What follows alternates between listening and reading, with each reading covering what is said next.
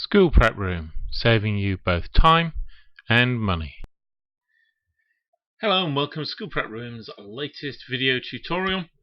In this tutorial I'm going to show you how to set up the system so that you can take bookings in just 20 minutes or so.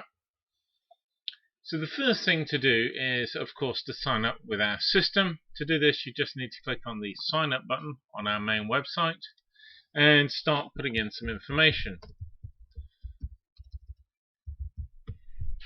Your school's name,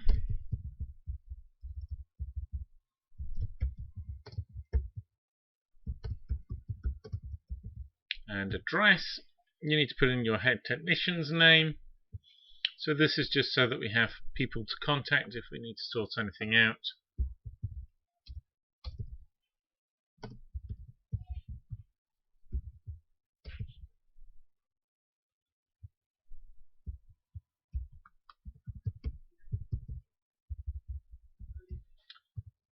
And I'm going to pretend I'm the head teacher, the head of science today. So I'm going to put their name in as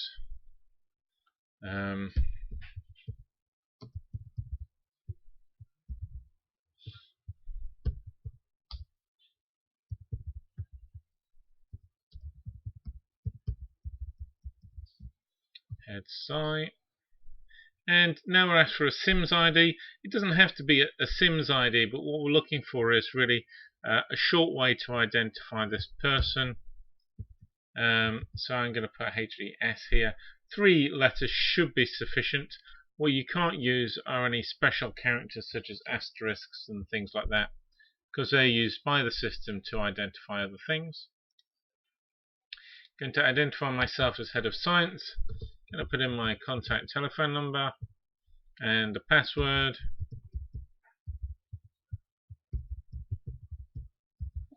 And of course sign up to the terms and conditions of the site. And then we get a nice message saying that we have signed up, and we simply need to log in to start setting up the site. So click on login and type in your email address,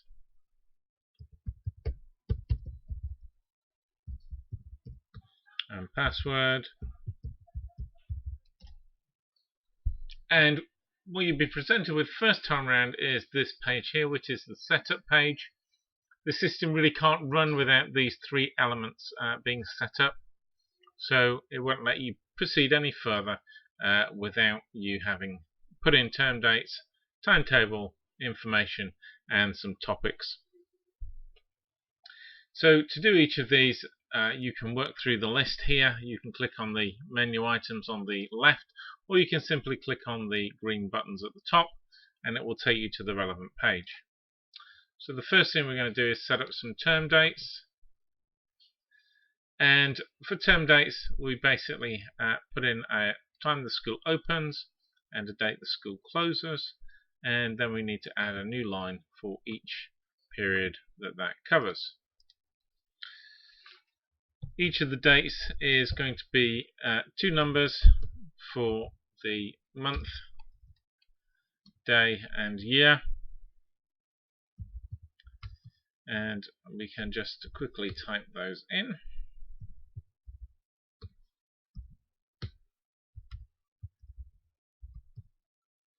Now I've written these out in advance to help myself do this quickly. You might want to do a similar thing. It certainly makes it easier to type in. And of course we mustn't forget to make a change to the year when we get to 2020 in this case.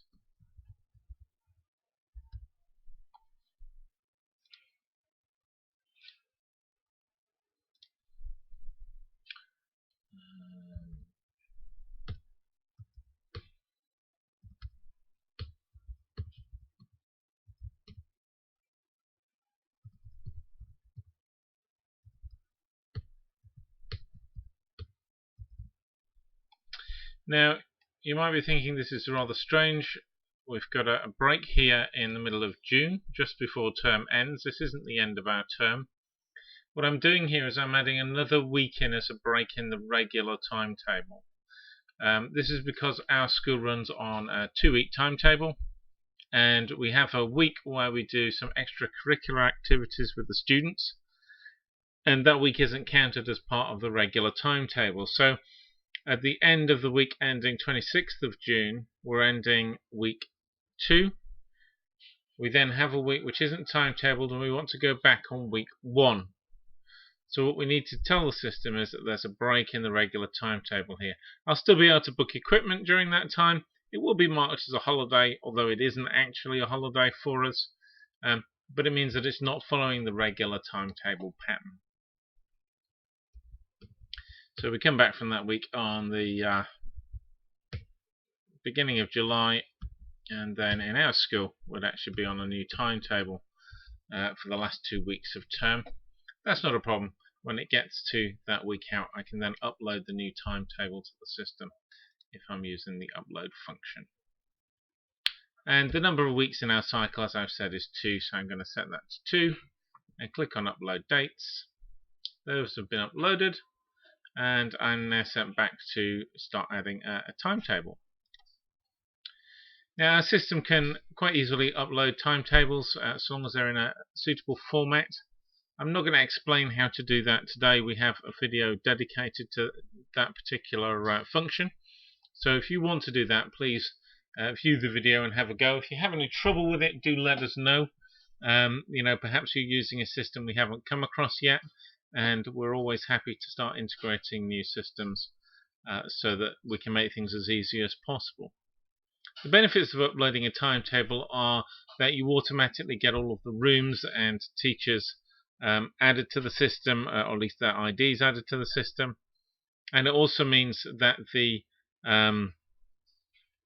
classes are already assigned to the teachers at particular times. So when a teacher logs in to make a booking, they will not only automatically have their class set, which room they're in, but also which class they're teaching in that room. Otherwise you would have to manually select that each time. And in fact that's the route I'm going to show you today. So if we scroll to the bottom of the page, we can set up things manually down here. We need to put some IDs in for each of the teachers, and we're going to put one on each line here.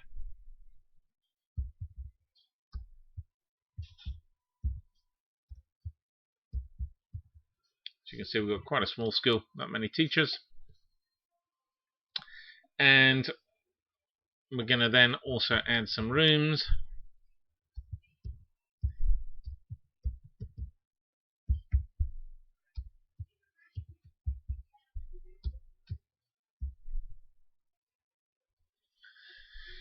In which we teach.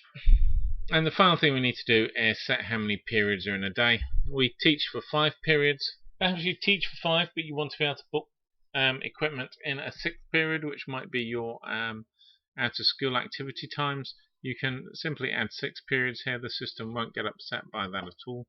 Just need to remember that 6th period is of course your out of school activities.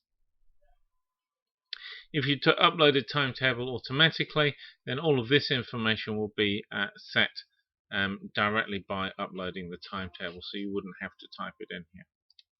So I'm going to click upload manually, and that's now been uploaded to the system.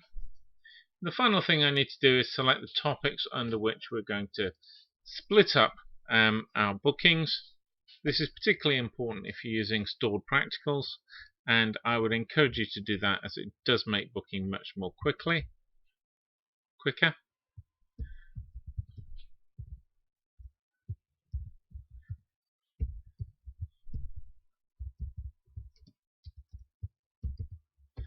And I've chosen chemistry, physics, biology and key stage 3, and in fact we're going to put our A-level practicals in here as well as a separate set of practicals. So this is basically defining the titles under which we're going to classify any practicals we add to the system. So now I've added the topics, we basically have the system set up, so they've been added to the system, and I can now choose to do some of the bits and pieces. Now of course at the moment I'm the only user. If we go to manage users, we'll see that So head Simon, that's me. I'm the only user present on the system.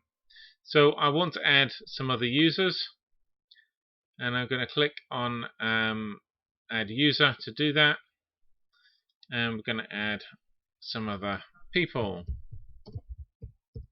Most important person, of course, is our technician, and of course he's probably not going to have a Sims ID, but we're going to assign him tech. This means that the system will automatically know this is one of our technicians, and so when we are managing practicals and how they're split between people, it will know which people are technicians and which people are teachers. So we're just going to select tech there, and then we're going to put in a password. Each technician you add will have a different ID.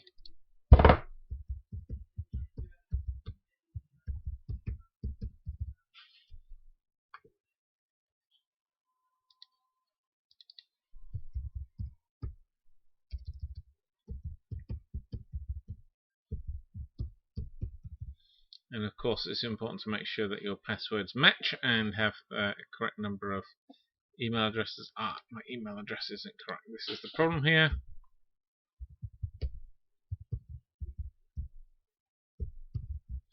I haven't added a valid email address. There we go. And an email's been sent to Ken to tell him that he's now part of the system and how to log in. I'm now going to add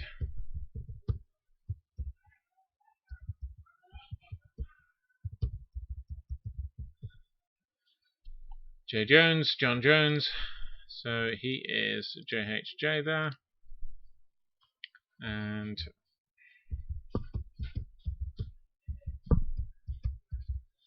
he's been added.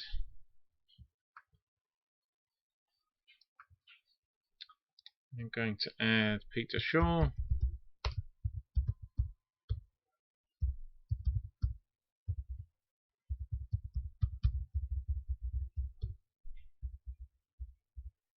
That's Peter's ID.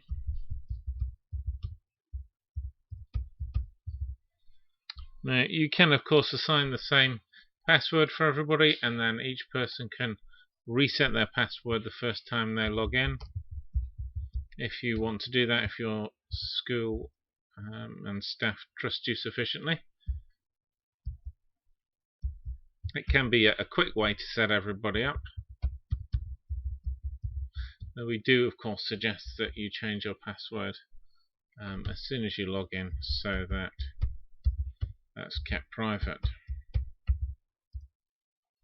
And always choose something suitable as a password, so don't use password, for example, as your password.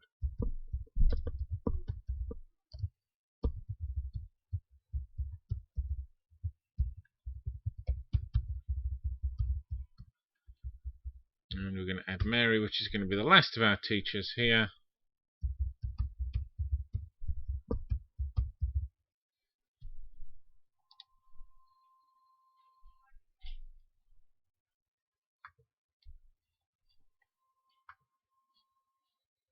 And now if we go to add manage users, we'll see all of those users have been added, and Ken Levis is there, test school as T1, because he's the first technician that we added. Other things that you might want to take a look at are rooms and periods. So this is used to decide which rooms will appear on the system when taking bookings. You can remove these if you want to. You can change their order. But another important thing is the start and end time for each period.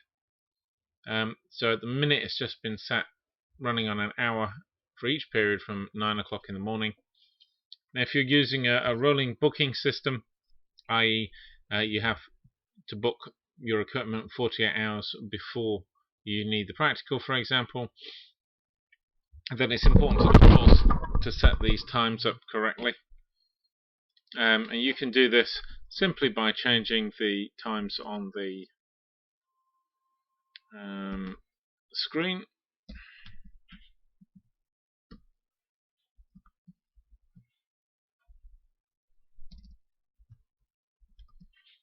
and of course after lunch. There we go. And they've been uploaded to the system as well. If you want to learn how to use that rolling booking closure system, then do watch our video on that. So it now means that we can book a practical. I'm going to go in and book something for next week. So I want some ethanol,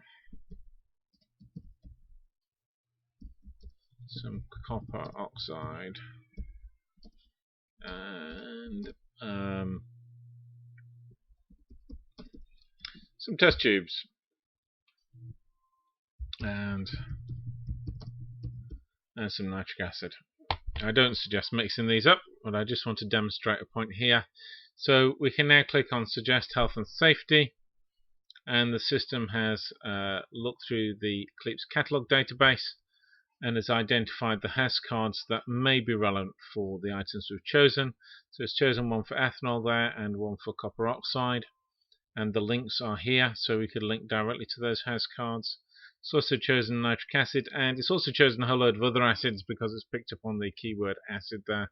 We don't need those, so I'm just going to remove those from there.